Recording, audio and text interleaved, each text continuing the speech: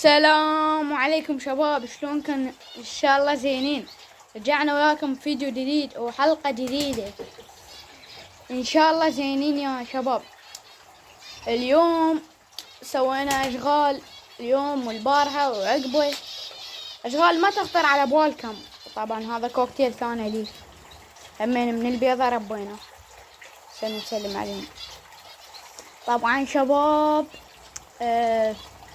خلف الكواليس غسلنا المحمية ونظفناها وجبنا بعض الأشياء خليناها بالمحمية. طيور بعنا منهن ما شاء الله، الناس تشتري.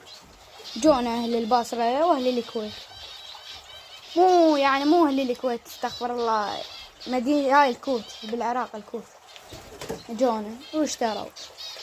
طبعا هاي الطيور قدامكم، اللي يحب طيور مصلاوي